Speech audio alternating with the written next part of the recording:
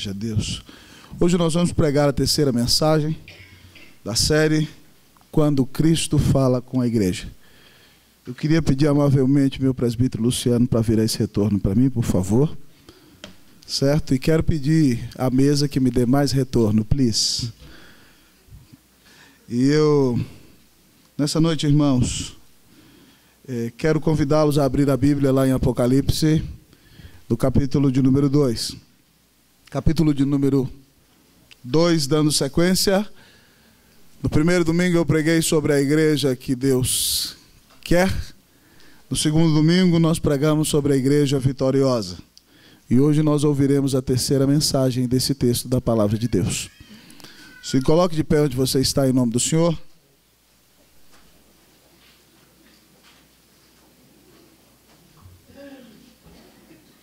Antes de ler, quero convidá-lo a desligar seu telefone celular, evitar a peregrinação por meio do templo, só se você precisar de um lugar para sentar, tá certo?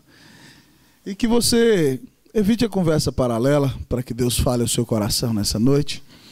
E antes de ler, vamos cantar o coro de um hino muito bonito que a gente não canta faz tempo. Ele diz assim: me convém diminuir para que o Senhor cresça em mim, me convém me esvaziar e encher-me de ti, negar tudo que sou e ser santo como és, tomar a minha cruz e seguir-te, meu Jesus. Mais uma vez. Me convém diminuir, diga para o Senhor, para que o Senhor cresça em mim, me convém me esvaziar,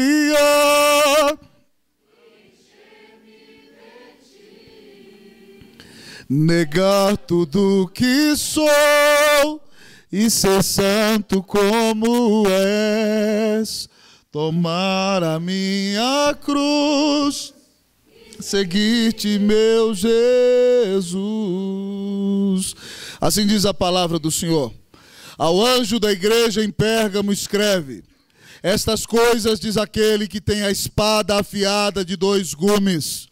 Conheço o lugar em que habitas, onde está o trono de Satanás, e que conservas o meu nome, e não negaste a minha fé. Ainda nos dias de Antipas, minha testemunha, meu fiel, o qual foi morto entre vós, onde Satanás habita. Tenho, todavia, contra ti algumas coisas, pois que tens aí os que sustentam a doutrina de Balaão, o qual ensinava a Balaque a armar ciladas diante dos filhos de Israel, para comerem coisas sacrificadas aos ídolos e praticarem a prostituição. Outro sim, também tu tens os que da mesma forma sustentam a doutrina dos nicolaítas.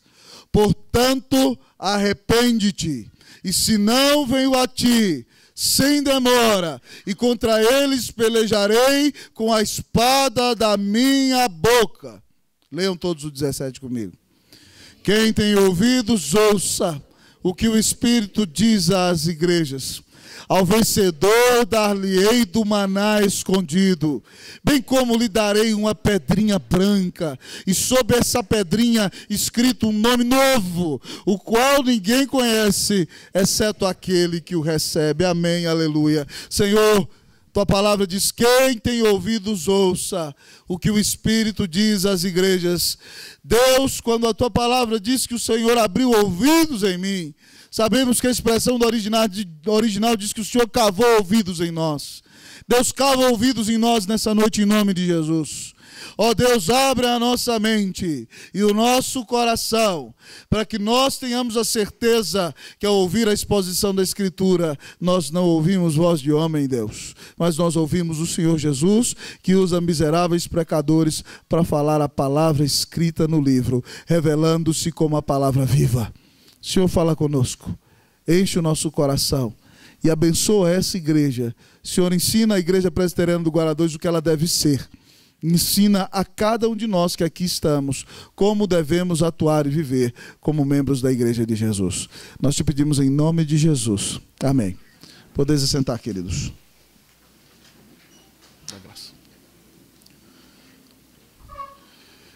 Queridos irmãos e irmãs, no tempo em que estive no Chile, tive a oportunidade de conhecer a história de um pastor que era um homem tremendamente intelectual.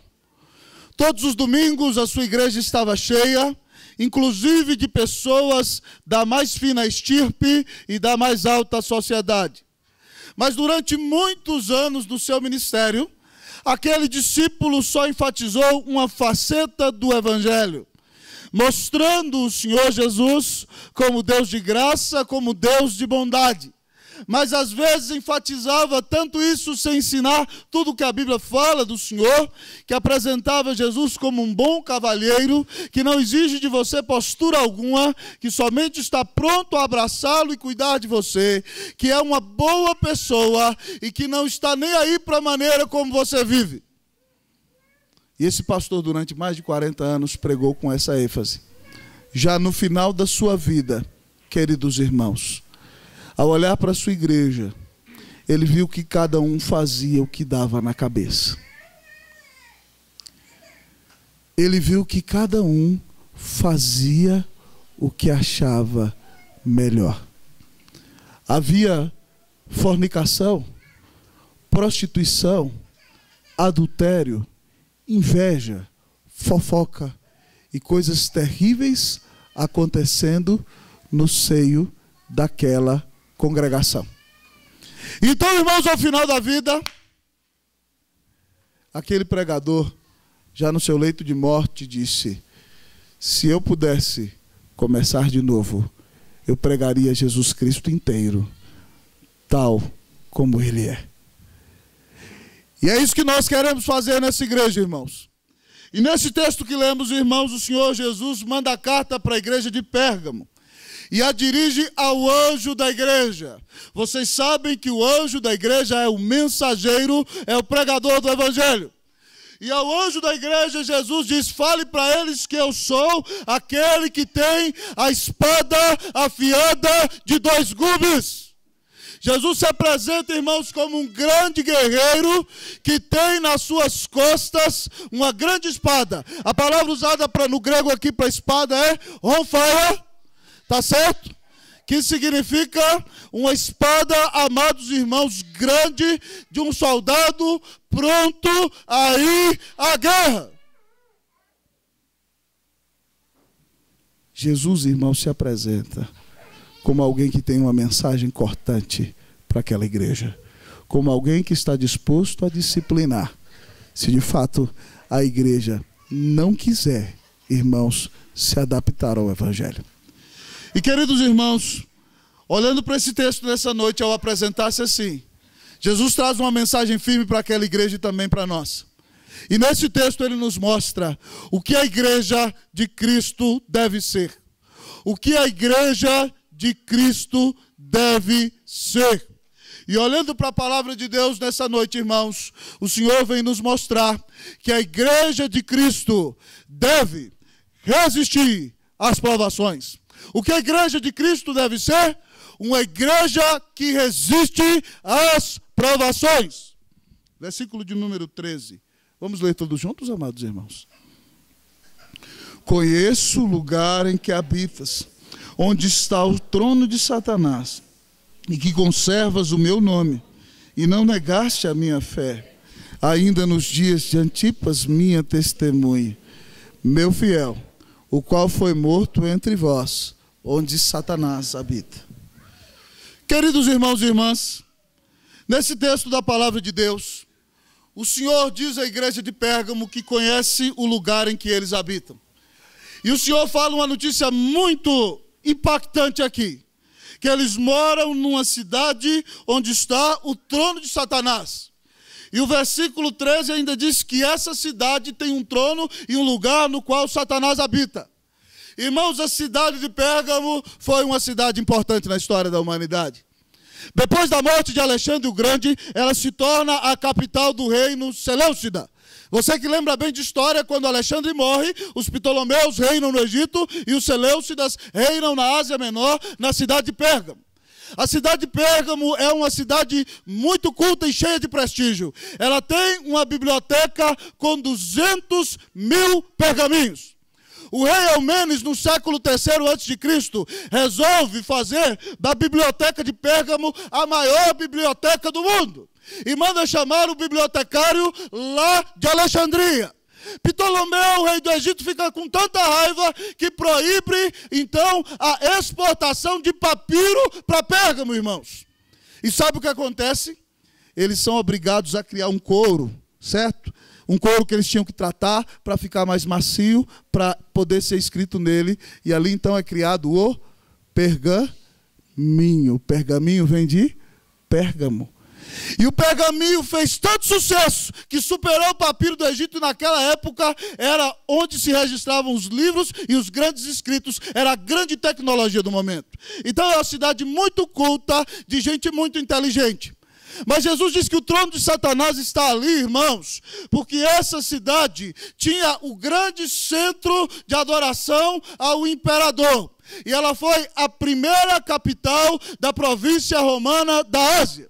Quando Átalo, rei de Pérgamo, morre e deixa a cidade em herança a Roma. Ele bota um testamento dizendo a cidade é de Roma. E ali então é construído o primeiro templo de adoração ao imperador vivo, que era César Augusto. Então ali, irmãos, o imperador é adorado. E a Roma, irmãos, aceita que as pessoas tenham sua religião, desde que uma vez por ano elas possam ir ao templo do imperador e dizer: César é senhor. Mas também nessa cidade, irmãos, há um grande panteão de deuses, onde está, sobretudo, o altar de Zeus, onde de manhã sempre é sacrificado um animal ali. E aqueles que não seguem essa religião também são perseguidos. Mas outra grande característica que revela que o trono de Satanás está em Pérgamo é, irmãos, o templo medicinal, ou a escola de medicina ao deus Asclépio ou Esculápio, cujo símbolo é a serpente. E até hoje esse é o Deus, quando você vê aquele símbolo da medicina, é o símbolo do Deus Asclépio, aquela cobra onde você ia nas farmácias antigas e o cidadão estava com aquela roupinha branca e com aquela serpente.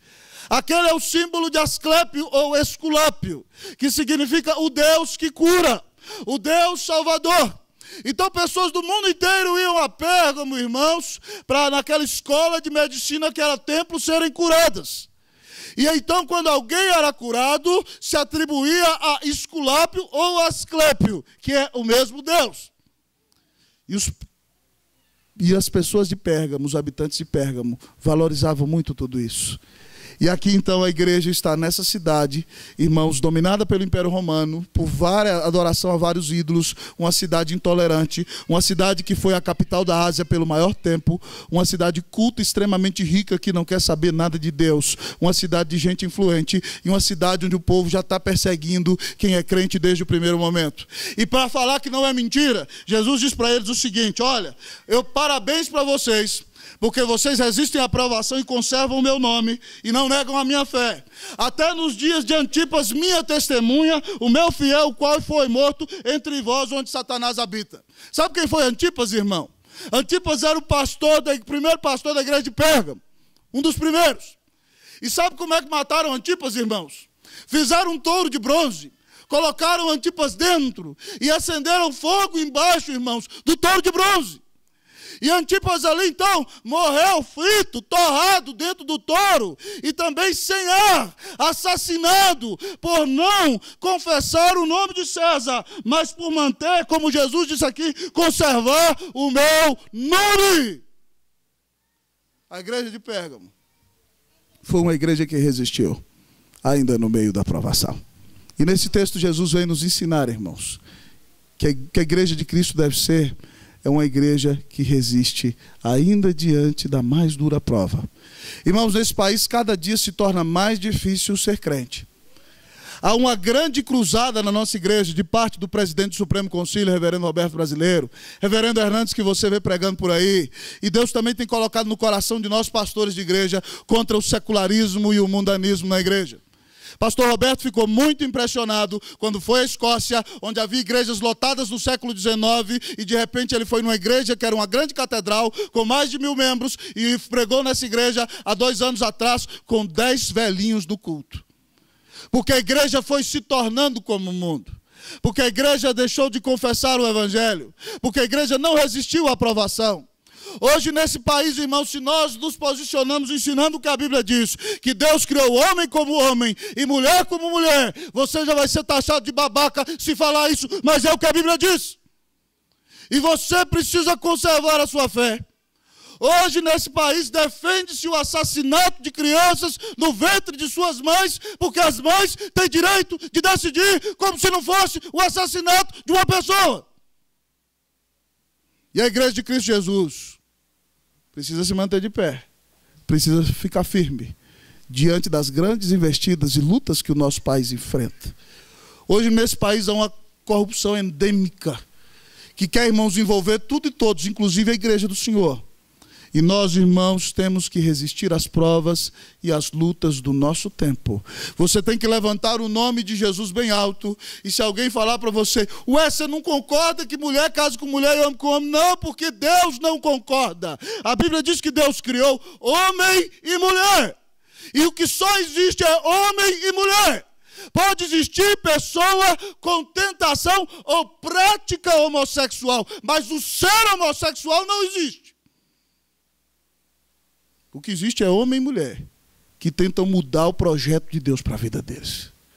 E nós, como igreja de Cristo Jesus, irmãos, temos que tomar postura. Não é que a gente vai sair por aí, agora eu sou um kamikaze, cortando cabeça, né? Como se você fosse um ninja daqueles filmes. Não, não é isso não, irmão. Você tem misericórdia das pessoas.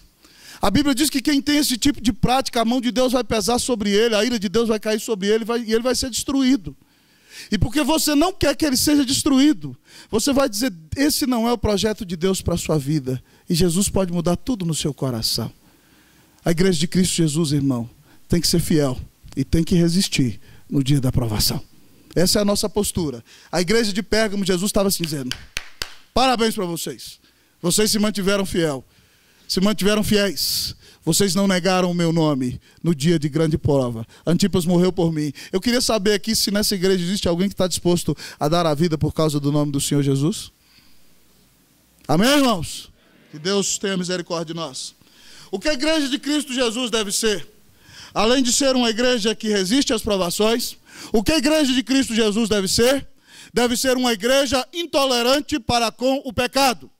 O que a igreja de Cristo Jesus deve ser? Uma igreja intolerante para com o pecado. Vamos ler o versículo de número 14 e 15. Eu leio o 14, vocês o 15. Tenho todavia contra ti algumas coisas, pois que tens aí os que sustentam a doutrina de Balaão, o qual ensinava a Balaque a armar ciladas diante dos filhos de Israel para comerem coisas sacrificadas aos ídolos e praticarem a prostituição. O 15. Outros sim também, tu tens os que da mesma forma sustentam a doutrina dos nicolaítas. Irmãos, eu tenho dito a vocês que a pior coisa na vida de uma igreja é quando Jesus diz para ela, eu estou contra você.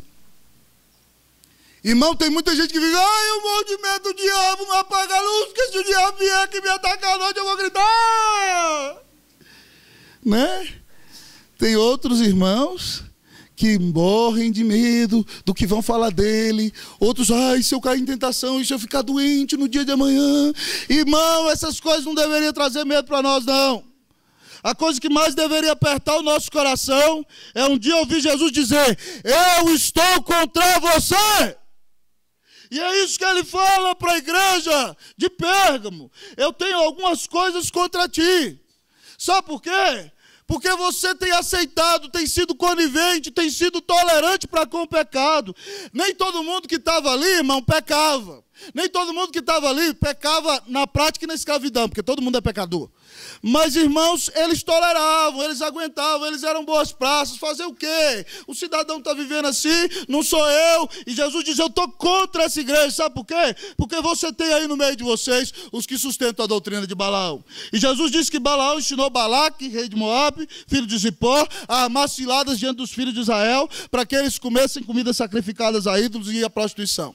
O que Jesus falou aqui? Jesus lembrou uma história do Antigo Testamento. Quando o povo de Israel está indo para a terra prometida, Balaque, filho de Zipó, rei dos Moabitas, irmãos, resolve chamar Balaão, que era um profeta, dizia-se de Deus, para que Balaão jogasse praga, fizesse macumba contra Israel. E aí então, Balaão não queria ir, queria ir, mas o cara falou assim, eu vou te dar rios de dinheiro. E Deus falou, não vai. Mas ele ficou tentado, e Deus falou, então vai. E Deus quis matá-lo no caminho, e a jumenta dele falou, a história é bem interessante. Mas quando Balaão sobe para amaldiçoar Israel, o que sai na boca dele é bênção. O Espírito Santo toma a boca dele e ele só abençoa o povo de Deus. E Balaque fica muito bravo, aí bota ele no outro lugar, e ele vai amaldiçoar, e só sai bênção para o povo de Deus. E terceira vez a mesma coisa. Então, irmãos, sabe o que Balaão aconselhou Balaque a fazer? Não tem jeito de amaldiçoar esse povo, porque ele é o povo de Deus. O povo de Deus não dá para amaldiçoar. Faz o seguinte, pega as menininhas mais lindas aqui da sua região, que são sacerdotisas de outros deuses, coloca nelas uma roupa seminua e faz com que elas dancem ali, bem na porta lá do arraial de Israel, para atrair os judeus. E aquelas mulheres chegaram ali na sua sensualidade, irmãos, e os filhos de Deus, infelizmente muitos deles, se atiraram a elas e caíram na prostituição e adoraram outros deuses e comeram comidas sacrificadas a ídolos, e houve uma grande praga de Deus naquele dia e uma grande matança, até que Finéias, filho de Deus, se levanta para disciplinar alguém que estava em pecado. Deus matou milhares de pessoas naqueles dias. E o que é que Jesus está dizendo aqui é o seguinte, que na igreja de Pérgamo, tem algumas pessoas que estão promovendo que os crentes participem dos banquetes aos ídolos e deuses gregos e romanos. Eles dizem, não vai lá, porque se você não for lá naquele jantar e não adorar Zeus, você vai perder seu emprego. Você sabe que todo o seu sindicato é devoto daquele santo. É o sindicato do santo tal, do Deus tal, vai lá adorar. Você não vai fazer nada. E aí o cara chega lá, não tem problema se encher de vinho. E ele tomava o vinho e fazia parte daqueles banquetes, a prostituição, os bacanais, irmãos. Todo mundo junto, depois do almoço, se prostituindo naquele lugar. E os crentes daquela igreja estavam participando disso. E Jesus diz, eu estou contra vocês, porque tem gente na igreja vivendo desse jeito e vocês, liderança, não estão fazendo nada. Nada. Uma igreja tolerante com o pecado. Jesus é contra a igreja que é tolerante contra o pecado, irmãos. Essa é a verdade. Mas além disso, Jesus fala aqui, irmãos, dos nicolaítas. E eu já falei para vocês no primeiro sermão quem são esses nicolaítas. Provavelmente eles são discípulos de um camarada que era um general romano que disse que se converteu, mas se convenceu. Nicolau era o nome dele. E Nicolau, como bom guerreiro, sabe que a grande estratégia para vencer a guerra é conhecer bem ao seu inimigo. Então Nicolau disse, para vencer o pecado, você tem que experimentar do pecado. Para não viver nos braços de uma prostituta todos os dias, você tem que ir lá se prostituir com ela pelo menos uma vez. Era isso que a doutrina dos nicolaítas ensinava, irmãos. Eles diziam, olha, onde abundou o pecado, superabundou a graça. Então, se você se afundar no pecado, Deus vai te abençoar mais ainda. Era isso que ele dizia. E a igreja de Éfeso, irmãos, não suportou os nicolaítas. A igreja de Éfeso, a primeira que eu preguei, disse que ela odiou os nicolaítas. Jesus disse, eu odeio os nicolaítas. Mas a igreja de Pérgamo, para ficar na política, para ficar na boa, o que é isso? Todo mundo é pecador. Como é que eu vou falar alguma coisa para alguém? Que absurdo é esse? Ela aceitou. E Jesus disse que estava contra a igreja. Irmãos, nosso Deus é um Deus santo. Jesus é o Deus da graça, sim. É o Deus de amor, é o Deus de misericórdia, é o Deus que perdoa pecadores arrependidos. É o Deus que muda a sua vida. Mas depois que você é de Jesus, Jesus não aceita que você viva de qualquer jeito. Jesus não aceita que você fique brincando de crente. Jesus não aceita que você venha para a igreja e tenha um pé na igreja e um pé no mundo. Jesus exige de você consagração e fidelidade total. Irmão, Jesus não gosta de igrejas tolerantes, de pessoas passivas que fazem vista grossa para não ficarem em má posição com os outros que estão ao seu lado e toleram o pecado para se manter bem politicamente, para se manter num bom emprego, para não ter problema com o vizinho do lado. Jesus não gosta de gente que não ama sobre todas as coisas. E por isso ele diz que está contra essa igreja. Irmãos, ao preparar essa mensagem, sabe o que eu me lembrei? Do sacerdote Eli. A Bíblia no Antigo Testamento fala do sacerdote Eli, irmão, um senhor de idade já, aquele sacerdote bonachão, respeitado por toda a nação. E Eli era um homem de Deus, sim, mas os filhos dele cresceram, irmãos. E sabe o que eles se tornaram? Sacerdotes. Mas sacerdotes cara de pau, porque quando alguém vinha levar uma oferta, eles chegavam lá e pegavam a maior parte para eles, e não estavam nem aí. Eles seduziam as mulheres na porta do templo e, irmãos, tinham relações sexuais com elas da casa de Deus. E Eli não falava nada. Quando Eli é obrigado a adotar o menino Samuel, Deus fala com o menino Samuel, que vai destruir Eli, que vai destruir os filhos de Eli, porque Eli não leva Deus a sério, porque Eli não corrige os seus filhos. E Samuel fica com medo de falar, mas Eli fala o que Deus falou. Irmãos, num dia só os filhos de Eli morreram, e ele caiu da cadeira, quebrou o pescoço, e ele ficou sem descendência alguma, como Deus disse. Irmãos, nosso Deus é um Deus santo, e é um Deus que não tolera uma vida dúbia, uma vida descarada, uma vida de falsidade na presença dele. Nós temos que amar os pecadores, sim, mas não podemos ser tolerantes com o pecado, a começar nas nossas próprias vidas. Pastor, o que fazer? Eu pequei, e agora? Será que eu vou morrer? Jesus disse que se confessarmos os nossos pecados, Ele é fiel e justo para nos perdoar os pecados e nos purificar de toda injustiça. Pecado, irmão, não se desculpa. Pecado você não se auto-justifica. Pecado você admite, assume, confessa e pede perdão. E Jesus promete então homologar-te o perdão, liberar-te do peso e da culpa do pecado, mas além disso purificar e mudar a sua vida. Se você está em pecado, meu irmão, todos nós somos pecadores. Então se aproxime de Cristo Jesus, se humilhe diante dele, confesse o seu pecado, confesse a vida de podridão, talvez a vida hipócrita que você tem vivido, clame o perdão dos céus, e Jesus disse, vai te dizer, fica livre, eu morri por ti, e além disso vai mudar a disposição do seu coração. O que a igreja de Cristo deve ser? Uma igreja intolerante com o pecado, a começar na sua própria vida. É isso que você tem que fazer, é isso que eu tenho que fazer, é isso que a Bíblia exige de nós nessa noite. Vamos ser fiéis ao Senhor, irmãos? Amém? O que a igreja de Cristo deve ser? Terceiro lugar nessa noite, irmãos. O texto nos diz que a igreja de Cristo deve ser uma igreja que se arrepende dos seus erros. O que a igreja de Cristo deve ser? A igreja de Cristo deve ser uma igreja que se arrepende dos seus erros. Vamos repetir comigo? A igreja de Cristo deve ser uma igreja que se arrepende dos seus erros. Mais uma vez, vamos lá? A igreja de Cristo deve ser uma igreja... Versículo de número 17. Leiamos todos, irmãos, que diz a palavra de Deus. Só as irmãs vão ler primeiro. Leia, irmãs. Perdão, irmãs, 16. Portanto...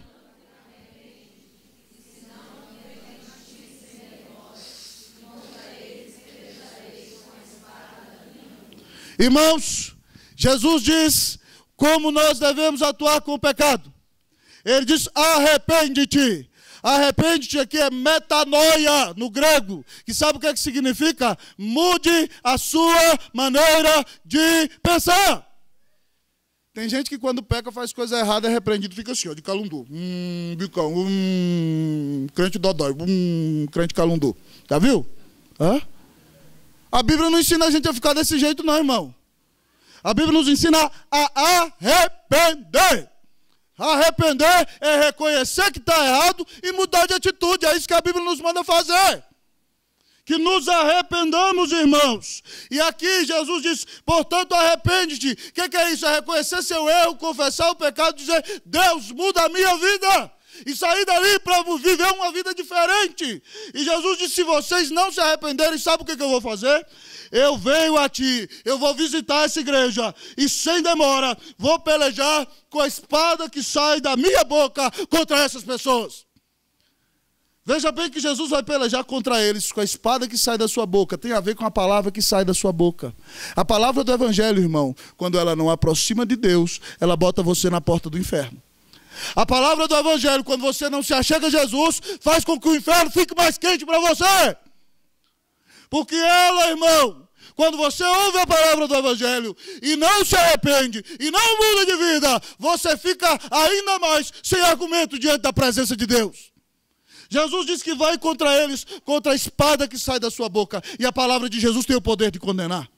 A palavra de Jesus tem o poder de deixar o homem indesculpável. E é isso que ele diz que vai fazer. Irmão, que coisa terrível. Eu espero que nunca Jesus faça isso com a igreja que eu sou pastor. Já pensou Jesus dizer, olha, portem-se bem, senão eu vou chegar aí com a minha espada e vou me levantar contra algum grupo da igreja do Guarda-2. Já pensou num negócio desse? Eu dobro o joelho no chão e falo, não, Senhor, tem misericórdia, tem piedade. Se for possível ficar uma semana sem comer, fico. Porque eu não gostaria de ver Jesus fazendo isso nunca contra a nossa igreja. Mas para isso, irmãos, tal como essa igreja, nós precisamos nos arrepender. Tal como a igreja de Éfeso, que o Senhor dizia, eu tenho contra você. Veja bem que Jesus tem contra eles aqui o liberalismo na vida. Contra Éfeso, Jesus tinha a falta de amor. Contra eles, Jesus tem o liberalismo. E para as duas igrejas, Jesus disse, arrepende-te, muda de vida. Irmãos, essa é a mesma palavra que Deus fala para Salomão, lá em 2 Crônicas 7,14. Se o meu povo que se chama pelo meu nome se humilhar e orar e me buscar e se converter dos seus maus caminhos, então eu ouvirei dos céus, perdoarei os seus pecados e sararei a sua terra. Irmãos, versículo pequenininho. Mas versículo que todas as vezes que eu tenho tido a alegria de pregar, eu vejo o poder desse versículo. Se você precisa de restauração, irmão. Se você precisa de restauração lá na sua casa, meu irmão. Se você precisa de restauração lá com seus filhos. Se você precisa de restauração lá no seu trabalho. Se você, minha irmã, precisa de restauração com o seu esposo, no seu relacionamento que vem se deteriorando há muito tempo. Se você, filho, precisa ser reconciliado com o seu pai. Se você, querido, precisa ser reconciliado com a pessoa que está te perseguindo. Nessa noite a palavra do Senhor Jesus diz para você que o começo da cura é o arrependimento. É o reconhecimento dos seus erros. É se humilhar e dizer, Deus, eu pequei, me perdoa, socorre-me, muda a minha vida, em nome de Jesus. É aí que começa a cura. E se você não quer que a disciplina intensifique, se arrependa em nome de Jesus. Porque é isso que o Senhor disse para nós. Que Deus faça de você um crente arrependido. Irmão, o que tem de errado na sua vida? É orgulho? É soberba, é adultério, é lascívia, é fornicação, é falar mal dos outros, língua chicote, né? Crente chicote, crente Beto Carreiro, a língua dele é chicote, Beto Carreiro, você é o crente Beto Carreiro? Meu irmão, precisa mudar de vida em nome de Jesus, deixa de ser Beto Carreiro da língua, irmão, e se converte em nome de Jesus. Vamos nos arrepender, irmãos? Falta de compromisso, falta de oração, falta de fidelidade, tudo isso a gente precisa se arrepender. E a palavra nos chama a isso nessa noite. Mas em último lugar nessa noite, irmãos, a palavra do Senhor vem nos ensinar o que a igreja de Cristo deve ser. E você fica a se perguntar, pastor, já está chegando a hora da Santa Ceia, e vai ser maravilhoso, mas o que a igreja de Cristo deve ser? O texto diz, amados irmãos, que a igreja de Cristo deve ser uma igreja que espera a recompensa do Senhor. O que a igreja de Cristo deve ser? Uma igreja que espera a recompensa do Senhor. Vamos falar uns para os outros? Vocês estão muito sérios hoje. Estão numa seriedade, né? Será que eu estou tão feio assim? Estou com a cara de mal. Vou morder você? Será que é isso? Não, não é não. Estou pregando com muito amor para você. Então olha aí para o seu irmão, fala para ele nessa noite. Fala. Pergunta para ele, o que a igreja de Cristo deve ser? Fala assim, meu irmão, a igreja de Cristo deve ser uma igreja que espera a recompensa do Senhor. Espere a recompensa do Senhor. Não te desanimes. Ser forte e corajoso. Deus vai te abençoar. Tenha paciência, crente. Deus vai te abençoar. Vamos ler o versículo de número 17, irmãos? Todo mundo, vamos lá? Vamos lá? Quem tem ouvidos, ouça o que o Espírito diz às igrejas. Ao vencedor dar-lhe-ei do maná escondido, como lhe darei uma pedrinha branca, e sobre essa pedrinha escrito um novo, o qual ninguém conhece, exceto aquele que o recebe. Irmãos, esse texto é maravilhoso demais e tem aqui talvez as promessas, algumas das promessas mais espetaculares que você já recebeu. Jesus diz aqui, irmão, está ouvindo o que a igreja está falando? Jesus diz, o megafone do Espírito está falando com você. Abra os seus ouvidos. o Espírito está falando. Quem vencer, quem for fiel a Cristo Jesus até o último dia, vai receber o maná escondido. Irmão, aqui eles estão sendo desafiados para ir para os grandes banquetes do mundo. Jesus está dizendo, olha, não precisam de se alimentar com esses banquetes, porque eu tenho uma refeição para vocês espetacular. E é o meu maná. Maná é o pão que desce do céu. E ele está escondido, ou seja, ele está escondido daqueles que não conhecem a Deus. Ele só é para aqueles que pertencem ao Senhor Jesus. Ora, irmãos, quem é o maná que desce do céu e que está escondido do coração daqueles que não têm a graça de Deus? É aquele que disse lá em João 6,35, eu sou o pão da vida. Aquele que comer de mim não vai ter mais fome. Querido, Jesus está dizendo que você tem a grande promessa de tê-lo como alimento da tua alma nessa vida, mas que você vai ter a grande alegria lá na Jerusalém Celestial de sentar à mesa e participar da ceia com Jesus. Já pensou? Daqui a pouco nós vamos fazer um ensaio, mas Jesus está aqui, vai ser um ensaio real e vai nos abençoar, mas naquele grande dia Jesus vai pôr a mesa e todos nós vamos sentar e ele vai se levantar e vai dizer, sejam bem-vindos meus filhos para a refeição da nossa família, a família de Deus. Jesus é o grande alimento da sua alma. Jesus é o grande presente que você precisa. Mas a outra promessa, irmãos, é uma pedrinha branca. Aí você vai falar, para quem está levando paulada, cujo pastor foi assassinado, que o cidadão quer ganhar uma pedrinha branca, meu Deus do céu? Uma pedrinha branca, já pensou num negócio desse? Irmão, essa pedrinha branca que significa uma coisa. Naqueles dias, quando alguém ia perante um juiz do Império Romano, a sentença dele era dada com uma pedrinha. Se fosse colocada a pedrinha negra, ele estava condenado. Mas se depois do julgamento ali, fosse colocada a pedrinha branca, ele era absolvido. Significava que ele não tinha nenhuma culpa diante da sociedade e ele estava limpo. O que Jesus está prometendo aqui, querido, é que ele vai dar para você a homologação de que você está lavado, está limpo, está puro, e vai tirar o pecado de você, e vai te dar a graça de viver em plena santidade no céu. É isso que ele está falando. A pedrinha branca é um caráter santo, é o reconhecimento de que você foi justificado por Cristo, foi santificado pelo Senhor, e já não haverá mais pecado em você. Irmãos, eu anelo por esse dia. A grande tragédia da minha vida é o pecado. Eu não erraria tanto se não fosse pecador. O mundo não seria essa tragédia tão horrível se nossos primeiros pais não tivessem pecado. O melhor dia do mundo vai ser o dia que o Senhor tirar o pecado do seu povo. E Deus vai tirar o pecado. E vai acabar a morte, vai acabar o choro, vai acabar a dor, vai acabar a angústia, vai acabar tudo que não presta em nome de Jesus. Deus está prometendo isso para você, meu irmão. Mas aqui, irmão, essa promessa, a qual nós devemos esperar, tem uma terceira característica. Diz Jesus que aquela pedrinha branca, nela vai estar escrito um novo nome, o qual ninguém conhece, ninguém sabe, exceto aquele que o recebe. E aqui, irmãos, é uma coisa maravilhosa, porque alguns comentaristas da Bíblia, eruditos, dizem que esse novo nome é o nome de Jesus, e vai dizer que você pertence a Jesus, e a grande evidência de que possa ser isso.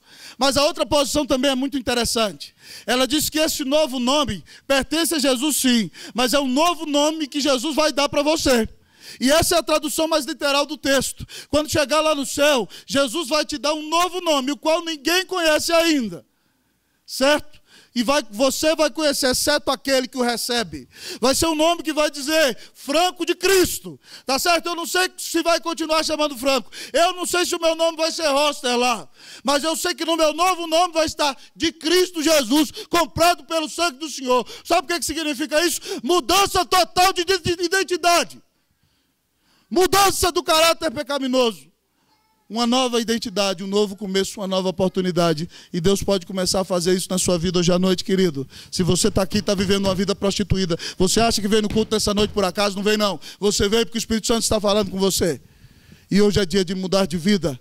Hoje é dia de arrepender-se dos seus pecados, de confiar em Jesus como seu Salvador. E se você é membro da igreja e está vivendo uma vida podre e prostituída, é dia de abandonar o erro e mudar de vida. É dia de reconsagrar-se ao Senhor. É dia de renovar a aliança, porque é isso que Cristo espera que a sua igreja seja. Jesus espera que a sua igreja resista às provações. Jesus espera, amados irmãos, que essa sua maravilhosa igreja que encontramos aqui no texto nessa noite seja uma igreja intolerante para com o pecado. Jesus espera o arrependimento de todos nós. E Jesus, irmãos, tem grandes promessas para nós. Você vai continuar vivendo do mesmo jeito diante dessa palavra? Hoje é dia de arrependimento. Vamos fechar os nossos olhos? Que Jesus mude a tua vida nessa noite. Em nome de Jesus.